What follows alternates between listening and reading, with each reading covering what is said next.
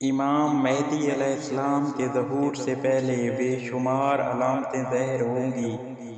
علماء گمراہ اور قاریان قرآن فاسق ہوں گے،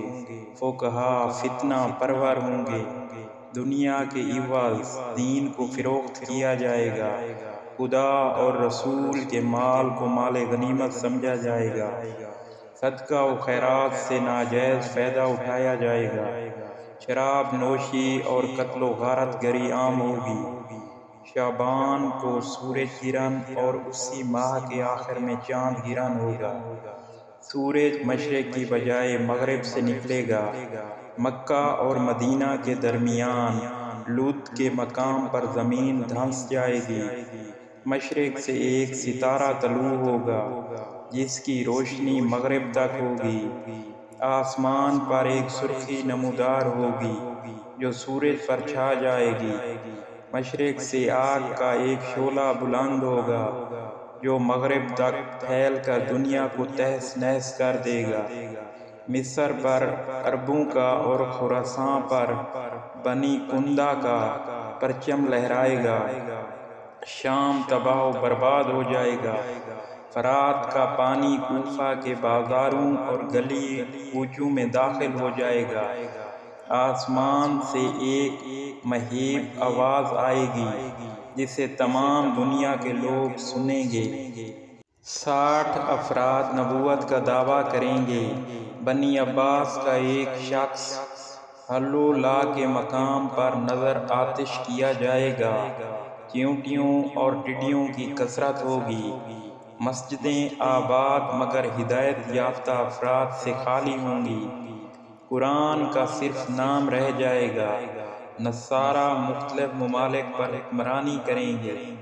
ابو سفیان کی نسل سے ایک ظالم شخص پیدا ہوگا جو عرب و شام پر حکمرانی کرے گا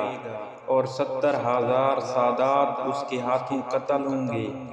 نصارہ اور مسلمانوں کے درمیان خون ریز جنگ ہوگی جس میں نصارہ غلبہ حاصل کر کے مسلمانوں کا قتل عام کریں گے،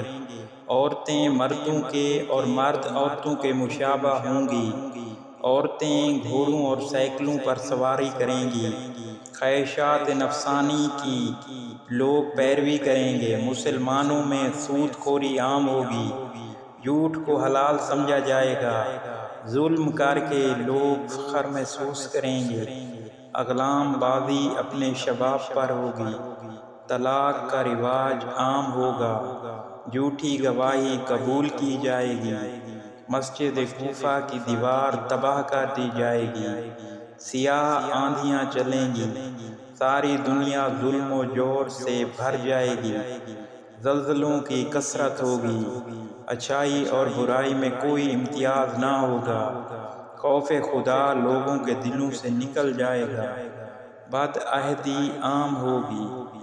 نقش و نگار سے مسجدوں کو مزین کر کے ان کے میناروں کو بلند کیا جائے گا،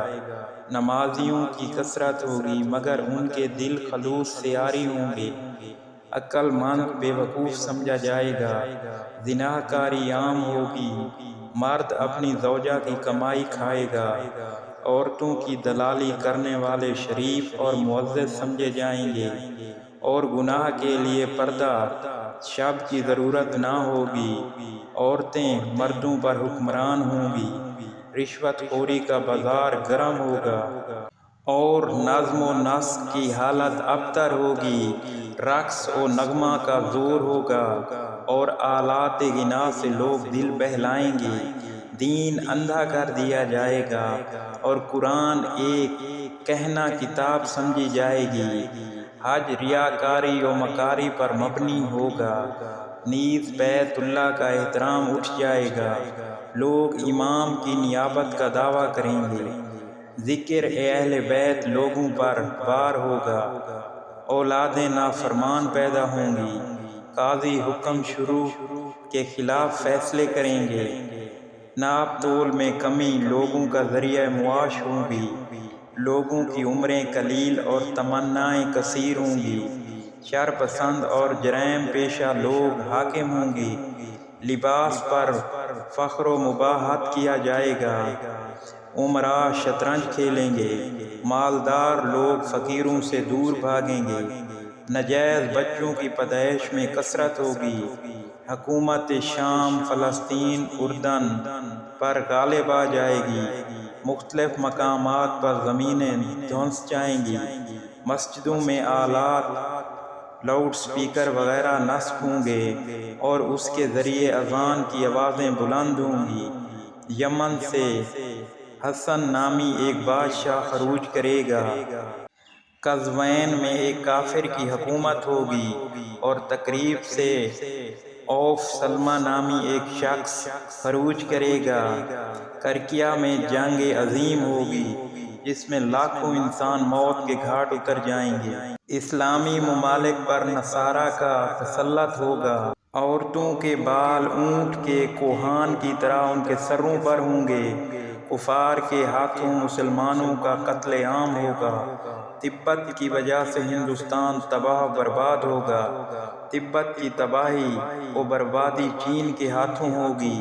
دنیا میں حبشیوں کی حکومتیں قائم ہوں گی۔ مصر میں امیر الامراء کا قیام ہوگا اور عربوں کی حکومت ہو جائے گی۔ یتیموں اور بیواؤں کا مال کھانے والوں کی مداح و ستائش ہوگی۔